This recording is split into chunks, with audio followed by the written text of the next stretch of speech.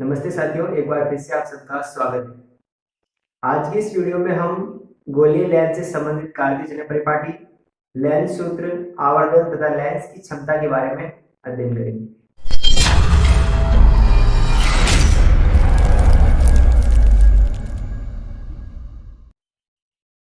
Board की तरफ ध्यान दीजिएगा। सबसे पहले अपन पढ़ते हैं गोलीय लेंसों से संबंधित कार्तीय चिन्ह परिपाटी।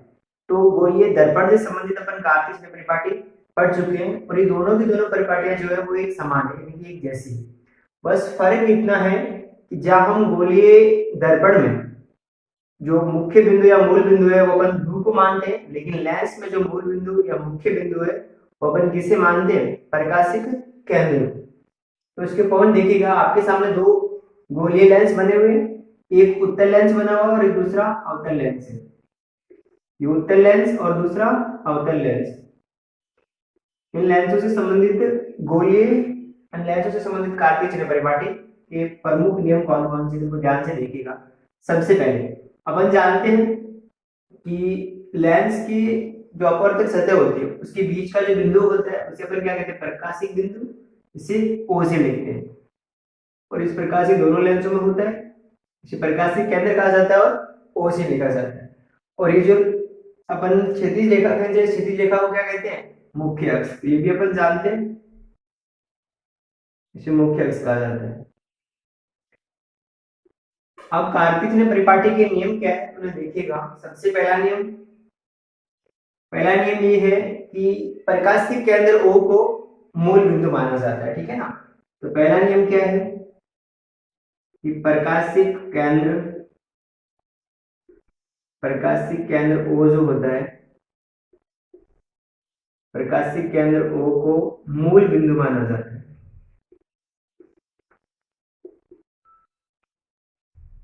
प्रकाशिक केंद्र ओ को मूल बिंदु माना जाता है। इसके बाद दूसरा नियम देखिएगा। अब अगला नियम क्या है कि जो मुख्य अक्ष है, इस मुख्य अक्ष को क्या माना जाता है? एक्स अक्ष माना जाता है, ठीक है ना। तो मुख्य अक्ष जो है आपके मुख्य अक्ष को क्या कह देंगे अपन?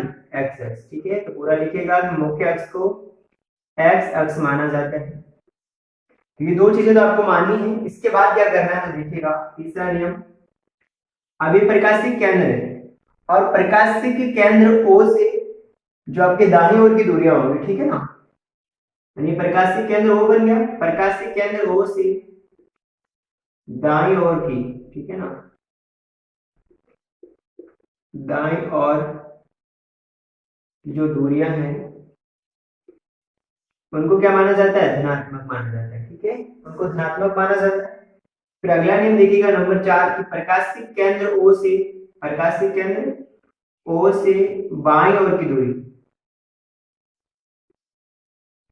प्रकाशिक केंद्र ओ से बाईं ओर की जो दूरियां हैं उन्हें ऋणात्मक माना जाता है, ठीक है ना। जो प्रकाशिक केंद्र ओ से बाईं ओर की दूरियां होगी उन्हें क्या माना जाएगा? ऋणात्मक माना जाएगा, ठीक है ना। इसके बाद अगला पॉइंट देखिएगा number 5, sorry number 5 number topic देखिएगा। अगला बिंदु क्या है? अब मुख्य अक्ष से ऊपर की ओर दूरियां होगी उसे अपन क्या मानेंगे? धनात्मक, और नीचे की दूरी को क्या मानेंगे? ऋणात्मक। तो देखिएगा मुख्य अक्ष से लंबवत ऊपर की ओर, ठीक है, लंबवत ऊपर की ओर जो है, ऊपर की ओर की आप जो भी दूरी लेंगे वो आपकी क्या होगी? धनात्मक होगी, ठीक है। मुख्य अक्ष से लंबवत ऊपर की ओर की दूरियां क्या होती है? धनात्मक। फिर अगला टॉपिक देखिएगा, अगला बिंदु कि मुख्य अक्ष से लंबवत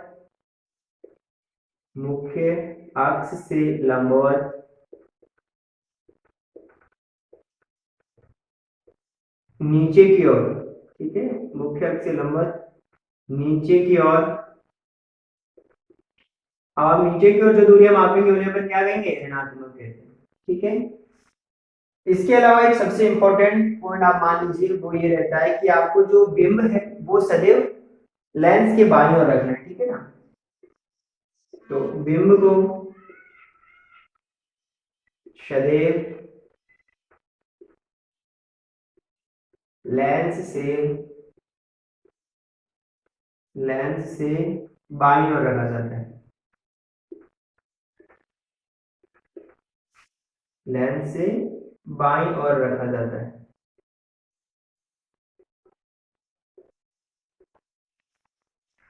अब ये इसके मुख्यतः मेन पॉइंट थे, तो मैं इनको एक बार रिपीट कर रहा हूँ। तो कार्तीय चिन्ह परिपाटी क्या है? तो गोलीय लेंस से संबंधित जो भी राशियां होती है, जैसे फोकस दूरी है, प्रतिबिंब दूरी है, बिंब दूरी है, प्रतिबिंब की ऊंचाई है, बिंब की ऊंचाई है, तो इनके मान, इनकी जो भी दूरियां होती है, इनके जो संख्यात्मक मान होते हैं, उनके लिए एक विशिष्ट प्रकार के चिन्हों का प्रयोग हमें करना होता है। उसके लिए कार्तीय चिन्ह परिपाटी का निर्धारण किया जाता है, जो अपन जिसके अपन गणित में पढ़ते हैं, निर्देशांक ज्यामिति, उसके जैसी ही होती है। तो इसके नियम क्या रहते हैं?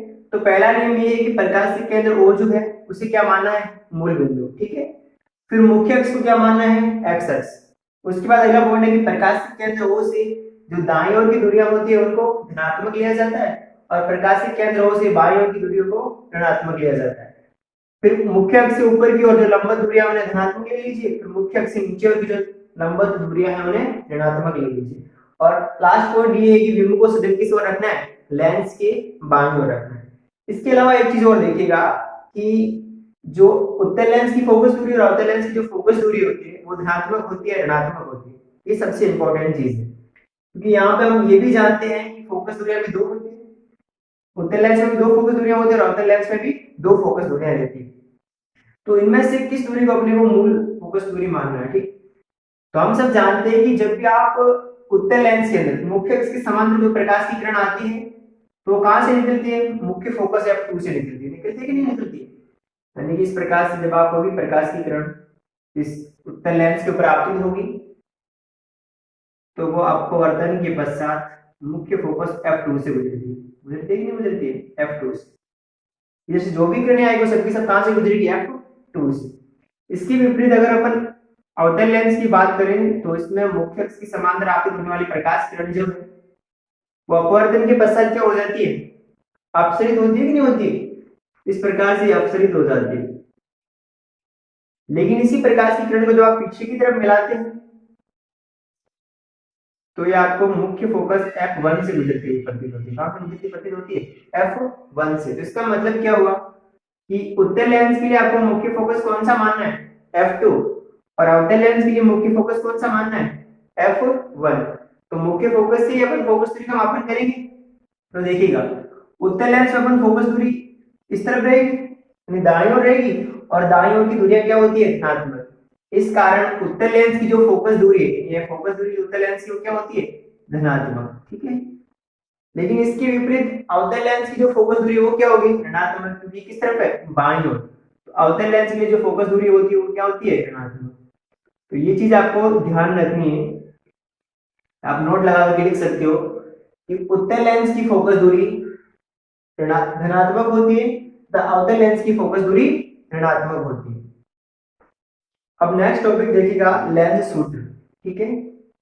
देखिएगा लेंस सूत्र क्या होता है, अपन लेंस फॉर्मूला कहते हैं। तो जिस प्रकार से हमने दर्पण में दर्पण सूत्र पढ़ा था, तो उसी प्रकार से हमें लेंस में भी क्या पढ़ना पड़ेगा?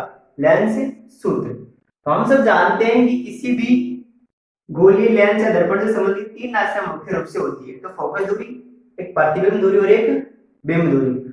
उन्हीं तीनों के मध्य संबंध स्थापित करना होता है, ठीक है ना। इसकी परिभाषा लिखिएगा कि लेंस की फोकस दूरी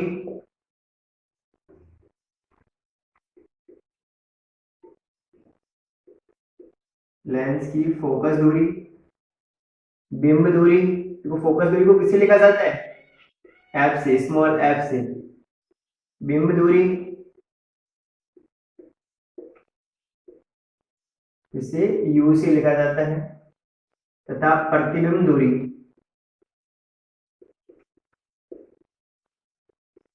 तथा प्रतिबिंब दूरी, प्रतिबिंब दूरी को किससे लिखा जाता है? वी से। प्रतिबिंब दूरी के मध्य संबंध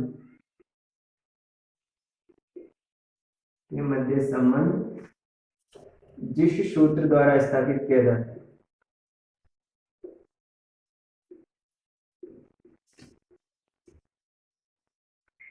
के मध्य संबंध जिस सूत्र द्वारा स्थापित किया जाता है उस सूत्र को अपन क्या कहते हैं, लेंस सूत्र।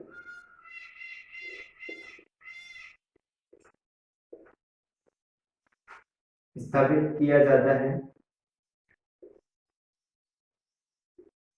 उसे लेंस सूत्र कहते हैं। आप इसकी परिभाषा इस प्रकार से भी लिख सकते हैं कि वह सूत्र जो इन तीनों के मध्य संबंध बताता है उसे भी आप लेंस सूत्र कह सकते हो। ठीक है, तो ये परिभाषा इंपॉर्टेंट नहीं है लेकिन इसका जो सूत्र है वो इंपॉर्टेंट है। ठीक है, तो देखिएगा सूत्र क्या है, तो सूत्र है 1/f बराबर 1/v माइनस 1/u। ठीक है, ये सूत्र है 1/f बराबर 1/v माइनस 1/u। दर्पण और लेंस में केवल इतना फर्क है कि लेंस में यहाँ माइनस आता है जबकि दर्पण में यहाँ क्या आता है, प्लस आता है। यहाँ पर कौन सी चीज क्या है ये आप सब जानते हो, एफ जो वो क्या है, फोकस दूरी, लेंस की क्या है, फोकस दूरी, और जो यू है वो क्या है, प्रतिबिंब दूरी, सॉरी यू क्या है, बिंब दूरी। यू आपके हो गई बिंब दूरी, और फिर वी जो वो क्या है, प्रतिबिंब दूरी।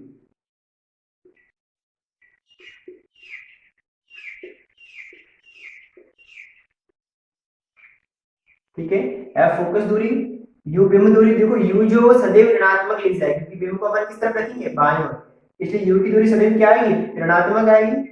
और इस प्रकार से वी प्रतिबिंब दूरी और एफ क्या रहेगी, फोकस दूरी।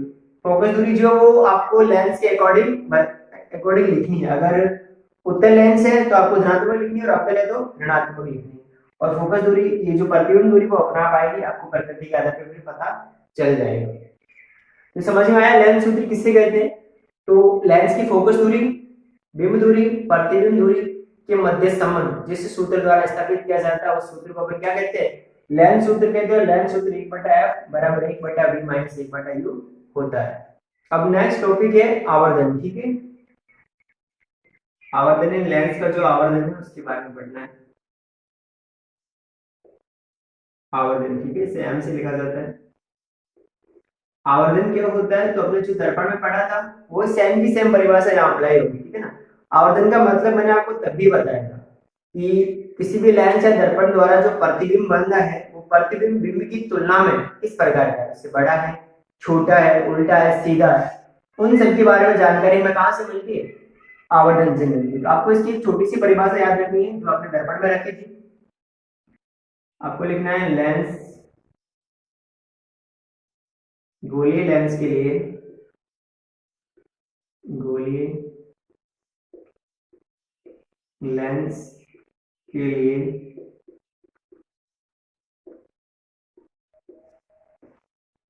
प्रतिबिंब दूरी,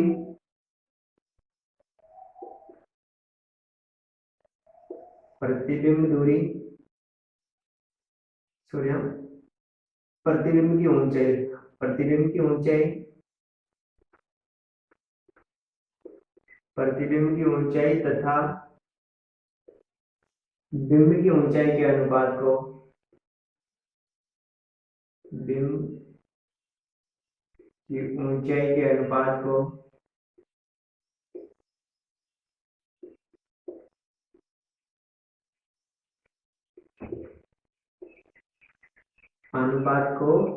आवर्धन कहते हैं। ठीक है,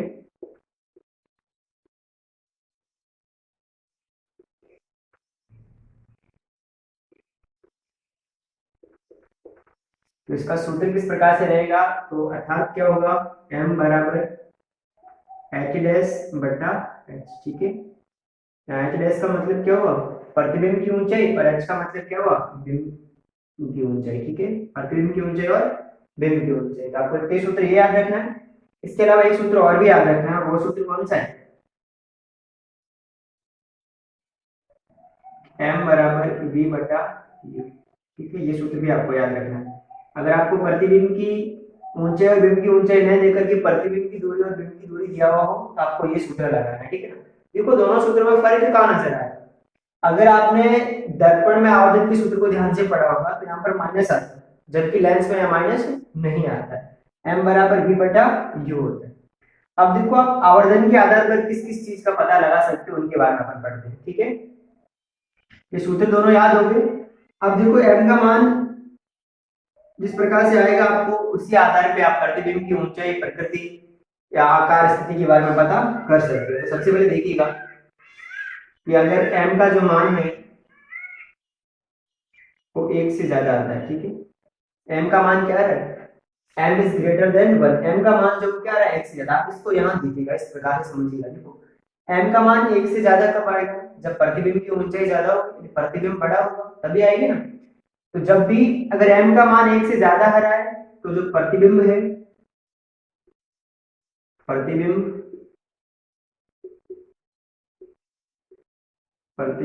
बिंब से बड़ा बनेगा, ठीक है।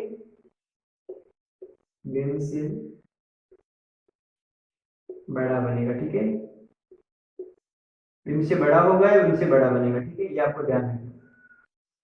अब दूसरा देखिएगा कि अगर इस m का मान जो है वो 1 से कम आता है, क्या आता है 1 से कम, 1 से छोटा आता है, तो उस स्थिति में क्या हो जाएगा, तो प्रतिबिंब क्या होगा, बिंब से छोटा।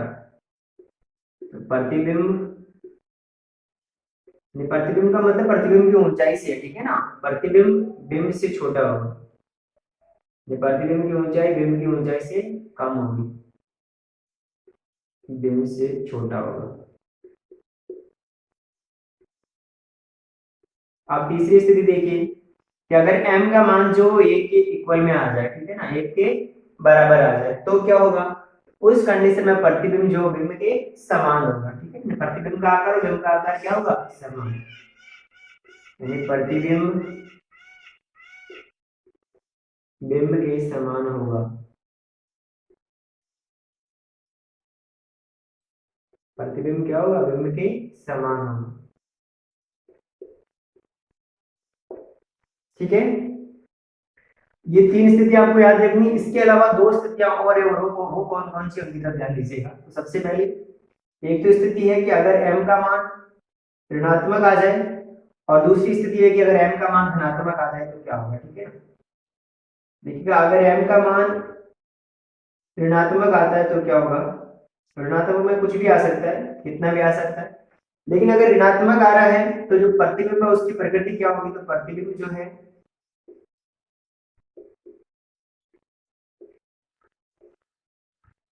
वास्तविक तथा उल्टा होगा, वास्तविक बनेगा और उसके साथ साथ कैसा बनेगा, उल्टा, ठीक है, वास्तविक और उल्टा होगा। इसके अलावा अगर m का मान जो है वो धनात्मक आता है, ठीक है ना, m का मान क्या आता है, धनात्मक आता है, तो प्रतिबिंब कैसा रहेगा, आभासी और सीधा। प्रतिबिंब आभासी तथा सीधा बनेगा, ठीक है। तो ये गोलीय लेंस से संबंधित आवर्धन है। इसमें आपको कौन कौन सी चीजें ध्यान रखनी है, तो सबसे पहले आप छोटी सी परिभाषा याद रख लेना कि गोलीय लेंस के लिए प्रतिबिंब की ऊंचाई और बिंब की ऊंचाई के अनुपात को अपन आवर्धन कहते हैं। उसके 2 सूत्र याद रखने हैं आपको। एक तो m बराबर h डैश अपॉन h, जहां h डैश क्या है, प्रतिबिंब की ऊंचाई, और h क्या है, बिंब की ऊंचाई। दूसरा सूत्र आपको याद रखना है कि m बराबर v बटा u, v क्या है, प्रतिबिंब की दूरी, और u क्या है, बिंब की दूरी। फिर आपको ये इसकी 2 स्थितियां ये याद रखनी है कि अगर m का मान ऋणात्मक आता है तो प्रतिबिंब जो है वो वास्तविक तथा उल्टा बनेगा, लेकिन m का मान अगर धनात्मक आता है तो प्रतिबिंब आभासी तथा सीधा बनेगा।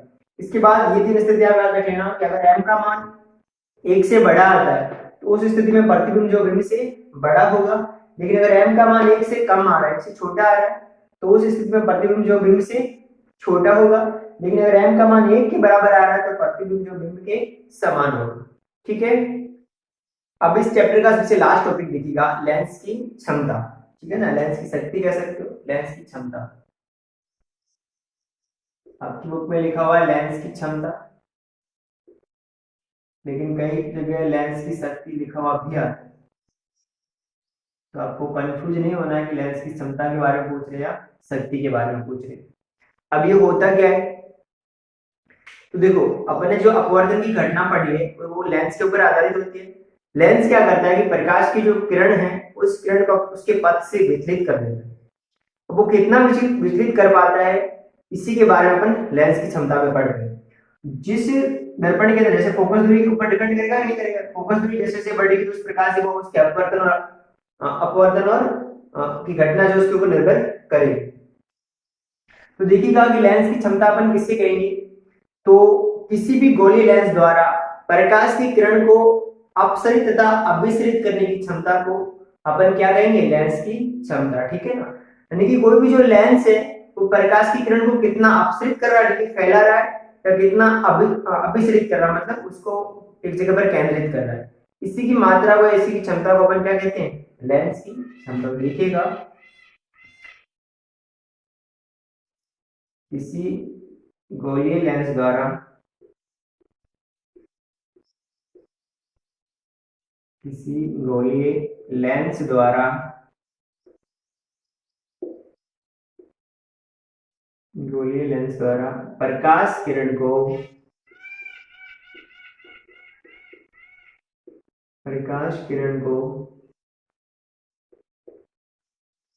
अभिसरित, अभिसरित का मतलब क्या हुआ, एक जगह पर उसे केंद्रित करना, ठीक है ना, एक जगह पर केंद्रित कर देना।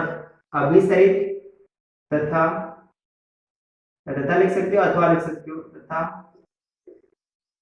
अपसरित करने की मात्रा को, अपसरित कौन करेगा, अवतल लेंस जो फैलाता है, और अभिसरित कौन करेगा, अवतल लेंस। तथा अपसरित करने की, अपसरित करने की मात्रा को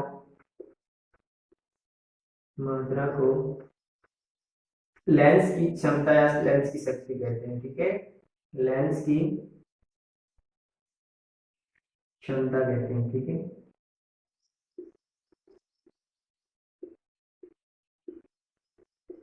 तो आराम से आपको समझ में आया होगा कि किसी भी गोलीय लेंस द्वारा प्रकाश की किरण को अभिसरित या अपसरित करने की क्षमता को अपन क्या कहते हैं, लेंस की क्षमता कहते हैं, सॉरी अभिसरित करने की मात्रा को, ठीक है ना, कि कितना अभिसरित कर रहा है, कितना अपसरित कर रहा है। अब इसका सूत्र देखिएगा, देखो शक्ति को लिखा जाता है P से, पावर होता है ना,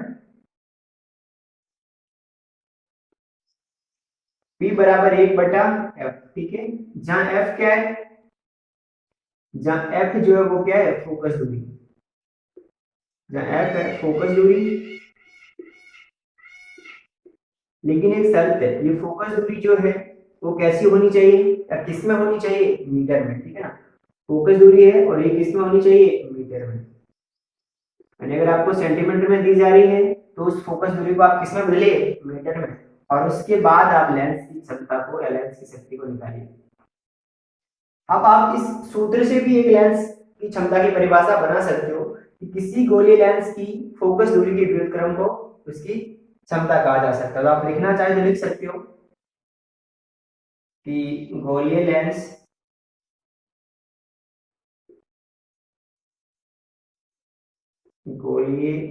की फोकस दूरी के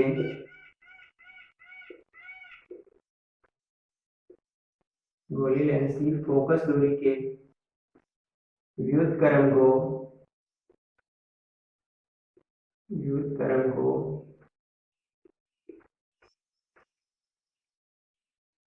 लेंस की क्षमता कहते हैं, ठीक है ना।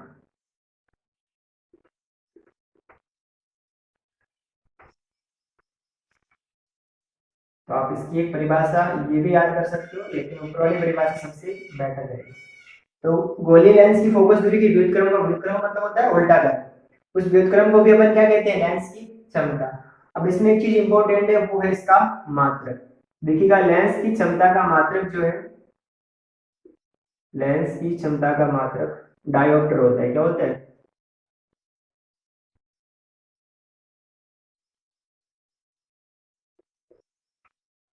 डायोप्टर, ठीक है, डायोप्टर भी होता है, इसे किससे लिखा जाता है, डी से, ठीक है। लेंस की क्षमता का मात्रक डायोप्टर है और इसे डी से लिखा जाता है, ठीक है। अब यहाँ पर एक परिभाषा आप और लिख सकते हो, और वो कभी कभार एग्जाम में आती है कि एक डायोप्टर किसे कहते हैं, ठीक है, एक डायोप्टर किससे कहते हैं, ऐसी परिभाषा आ सकती है एग्जाम में, क्योंकि फिजिक्स से संबंधित जितने भी सवाल आते हैं उनकी मात्रक से संबंधित एक सवाल पूछा जाता है। तो एक डायोप्टर किसे कहेंगे? देखो, एक डायोप्टर कब आएगा? जब जो लेंस की फोकस दूरी है उसका मान कितना हो? 1 मीटर। 1/1 मीटर। फोकस दूरी कितनी होनी चाहिए? 1 मीटर। अगर फोकस दूरी 1 मीटर है तो डायोप्टर कितना होगा? एक। तो आप इसकी परिभाषा इस प्रकार से लिख सकते हो कि वह गोलीय लेंस जिसकी फोकस दूरी 1 मीटर हो तो उसकी क्षमता को एक डायोप्टर कहेंगे, ठीक है ना।